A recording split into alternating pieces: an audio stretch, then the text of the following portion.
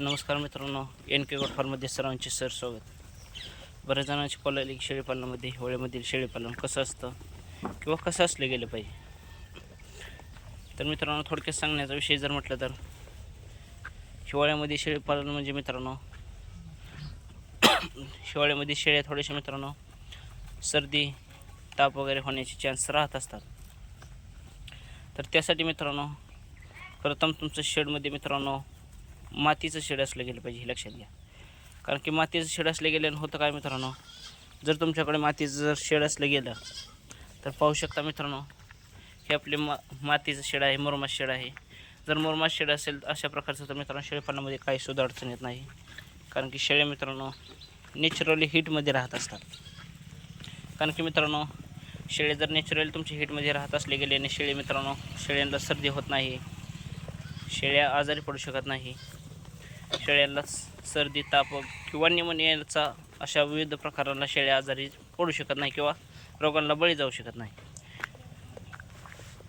तर मित्रांनो शेळीपालनामध्ये तुम्ही प्रथम शेडमध्ये तुमचा कोबा वगैरे जास्त नसला गेला पाहिजे मित्रांनो.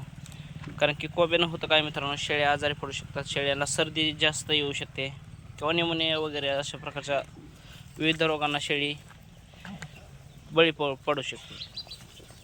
तर मित्रांनो हिवाळ्यामध्ये थोडीशी शेळ्यांना तुमचं शेड कशाही प्रकारचं असलं तर मित्रांनो त्याला थोडंसं तुम्ही नेट वगैरे बांधलं गेलं पाहिजे.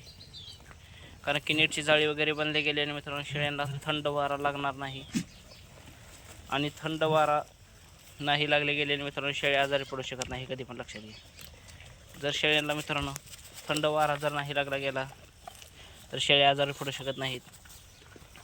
आणि त्यामुळे मित्रांनो जर मित्रांनो शेळ्यांना थंड वारा वगैरे लागले गेले आणि मित्रांनो शेळीच्या अंगावरती काटा येत जातो, काटा आले गेल्यानंतर शेळ्यांना सर्दी होत असते, आणि सर्दी वगैरे जास्त झाली गेल्याने मित्रांनो शेळीला न्यूमोनिया होण्याचे चान्स राहत असतात.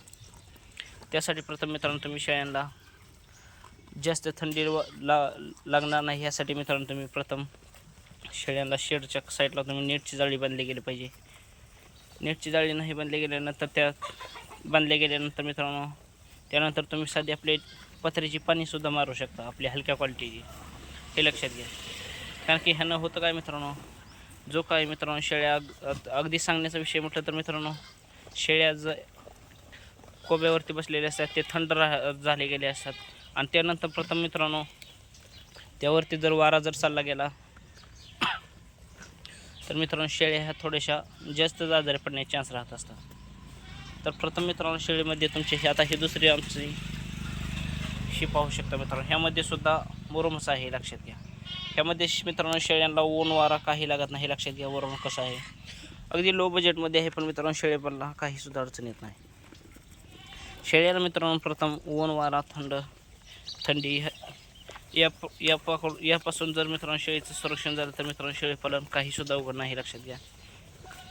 मित्रांनो सांगण्याचा तात्पर्य म्हटलं तर आम्ही मित्रांनो कसल्याही पद्धतीत शेड मारू शकतो, हे लक्षात घ्या. आमचा 10 ते 12 वर्षाचा अनुभव आहे.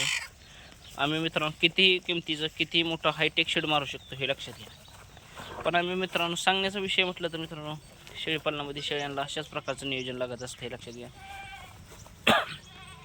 कारण की शेळ्यांना मित्रांनो अशाच प्रकारचं शेड लागत असतं. कारण की विषय काय राहत असतो मित्रांनो, शेळ्यांना प्रथम सांगण्याचा विषय म्हटलं तर शेळ्यांना जमिनीपासून हीट राहत असते, हे लक्षात घ्या. हीट मिळत असते आणि नॅचरल शेळ्या राहत असतात, हे कधी पण लक्षात घ्या.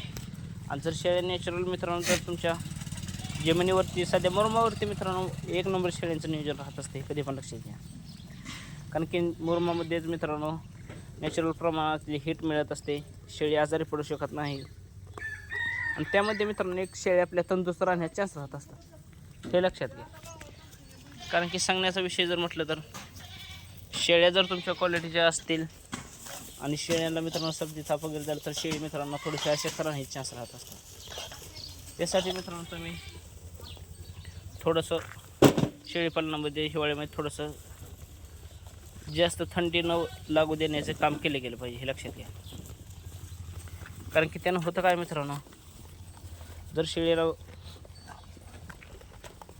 थंडी वगैरे जास्त लागली गेली, जर मित्रांनो शेळी जर जास्त ताप वगैरे जर आला गेला तर मित्रांनो शेळी जास्त आजारी राहण्याचे चान्स राहत असतात.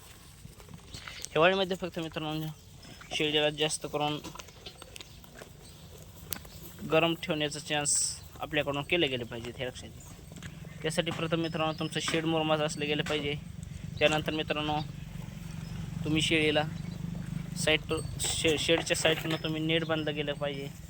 आणि शेडच्या साईडनं नेट बांधले गेल्यानंतर प्रथम तुम्ही मित्रांनो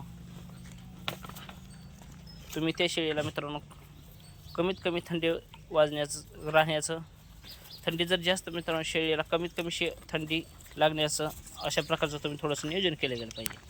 आणि जर मित्रांनो एखाद्या शेळीला जर ताप वगैरे आला गेला, आता पाहू शकता मित्रांनो आपली शेळी ह्या सुका चारा खात आहेत हे लक्षात घ्या. आता ह्यामध्ये मित्रांनो प्रामुख्याने जास्त हिट राहत असते. प्रत्येक व्हिडिओमध्ये सांगत असतो शेळीपालन काहीसुद्धा अवघड नाही. आणि सुक्या चाऱ्याचं महत्त्व पण मित्रांनो आपण प्रत्येक व्हिडिओमध्ये सांगत असतो. कारण की हा सुका चारा मित्रांनो भुईमुगाचा पाला आहे. आणि हा भुईमुगाचा पाला मित्रांनो शेळ्यांना दिल्या गेल्यानंतर मित्रांनो शेळ्या अतिशय जबरदस्तपणे राहत असतात. तुमचं कितीही मित्रांनो थंडी असू द्या, किती लो टेम्परेचर असू द्या मित्रांनो, शेळी मित्रांनो कमीत कमी एका दिवसामध्ये मित्रांनो कमीत कमी 8 ते 9 लिटर पाणी ह्या सुक्या चाऱ्यामधून पित असते. हे पाहू शकता मित्रांनो शेळ्या कोणत्या प्रकारे खात आहे. अशा प्रकारच्या शेळ्याला जर तुम्ही नियोजन केलं गेलं तर शेळीपालनामध्ये काहीसुद्धा अवघड नाही. आणि जर एखाद्या मित्रांनो शेळीला तुमचा जर सर्दी ताप वगैरे आला गेला तर त्यासाठी मित्रांनो तुम्ही एनरो स्ट्रॉंग वापरू शकता. 5 ml देऊ शकता मोठी शेळी असेल तर. आणि लहान पिल्लू असेल तर 2 ml देऊ शकता. आणि जर मित्रांनो त्यांनाही कवर होत नसेल तर मित्रांनो मेलनेकची गोळी देऊ शकता, मेलनेक्स प्लस देऊ शकता, मेलनेक Z+ देऊ शकता. ते तुम्ही डॉक्टरच्या सल्ल्याने देऊ शकता.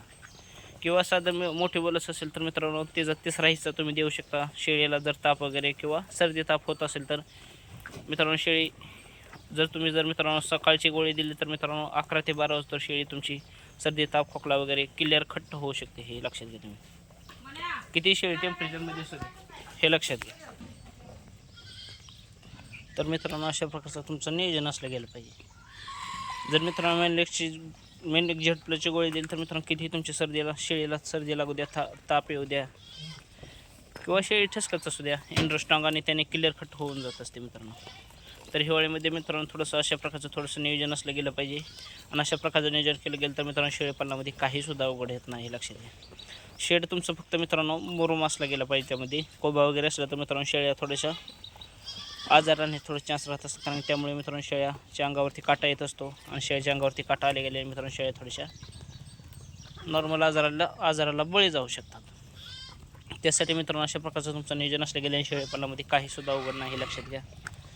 आणि थंडीमध्ये प्रामुख्याने मित्रांनो जास्तीत जास्त तुमचं शेड हे हीटवर ठेवण्याचा चान्स राहत असतात. किंवा तशा प्रकारचं नियोजन केलं गेलं पाहिजे. जर मित्रांनो तुमचं हायटेक शेड असेल तर त्यामध्ये तुम्ही बल लावूनसुद्धा हीट निर्माण करू शकता हे लक्षात घ्या. कारण की हायटेक शेड म्हणजे मित्रांनो कमीत कमी 10 फुटावरती असतं. आणि 10 फुटावरती मित्रांनो शेळ्या ह्या लाकडी फळे असतात किंवा फायबरच्या कोटिंगवरती शेळ्या ठेवल्या जात असतात हे लक्षात घ्या. त्यावरती मित्रांनो शेळ्या थोड्याशा हवेवरती असल्यामुळे शेळ्याला मित्रांनो साईडनं नेटची जाळी वगैरे बांधली गेली पाहिजे. त्यामुळे मित्रांनो शेळ्याला हीट वगैरे उपलब्ध होण्याचे चान्स राहत असतात. कारण की मित्रांनो 10 फुटावरती हायटेकचं शेड असेल तर मित्रांनो त्यामुळे मित्रांनो शेळ्यांना जर वारा हा थोडा जर आला तर मित्रांनो भरपूर शेळ्यांना दुष्परिणाम जाणवत असतो.